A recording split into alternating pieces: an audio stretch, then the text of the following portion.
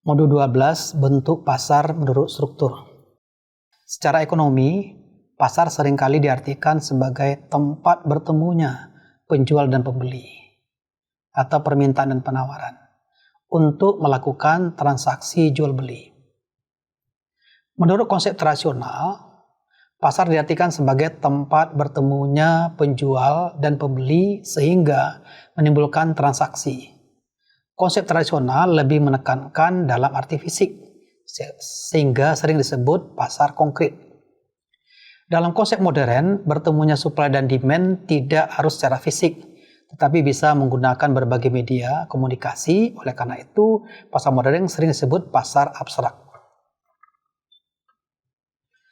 Berbagai penggolongan pasar. Penggolongan pasar sering dikelompokkan pada pasar persaingan sempurna dan pasar persaingan tidak sempurna. Pasar juga dapat digolongkan pada berbagai hal antara lain. Pertama, berdasarkan barang yang ditransaksikan, pasar output dan pasar input. Berdasarkan bentuknya atau struktur penjual, pasar digolongkan ke dalam pasar persaingan sempurna dan pasar persaingan tidak sempurna. Untuk pasar persaingan tidak sempurna dibagi lagi menjadi pasar monopoli, pasar oligopoli, pasar monopolistik.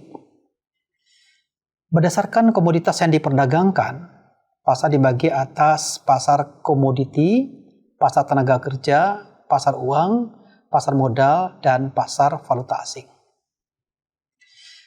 Pasar menurut struktur, pengertian pasar menurut struktur.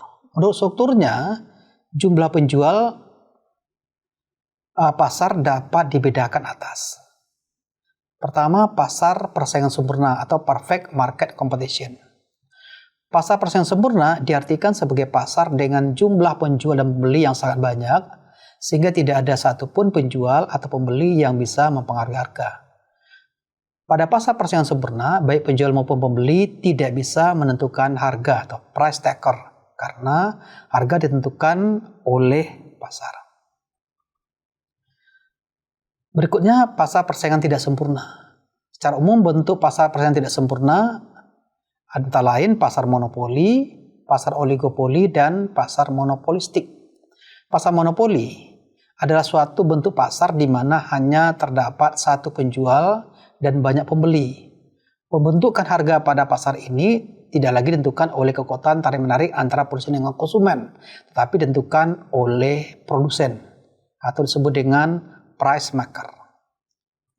Pasar oligopoli. Pasar oligopoli adalah pasar di mana terdapat beberapa penjual yang menguasai pasar. Sejauh ini tidak ada batasan yang tepat jumlah perusahaan yang ada dalam pasar oligopoli.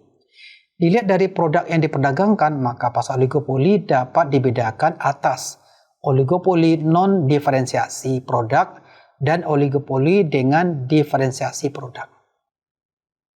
Jadi di sini dimaksud dengan pasar oligopoli non-diferensiasi produk itu adalah pasar oligopoli yang menghasilkan produk-produk homogen.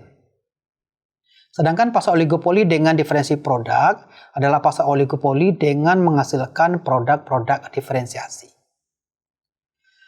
Berikutnya, pasar persaingan monopolistik. Pasar monopolistik pada dasarnya merupakan sebuah pasar yang ada di antara dua jenis pasar yang ekstrim, yaitu pasar persaingan sempurna dan pasar monopoli. Yang kata lain, pasar persaingan monopolistik adalah sebuah pasar yang memiliki banyak penjual atau produsen yang produksi produk yang beragam. Berdasarkan bentuk penguasaan pasar oleh pembeli, pasar dapat dibedakan lagi atas pasar monopsoni dan pasar oligopsoni. Kalau pasar monopsoni hanya mempunyai satu pembeli dan beberapa penjual. Beda dengan pasar monopoli. Kalau pasar monopoli berarti satu penjual, banyak pembeli. Berikutnya, pasar oligopsoni adalah suatu pasar yang hanya memiliki beberapa pembeli yang menghadapi banyak penjual.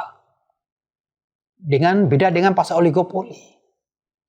Pasar oligopoli adalah pasar beberapa penjual yang menghadapi banyak pembeli. Oke, modul yang ke-12 sudah selesai dan kita lanjutkan dengan modul yang 13.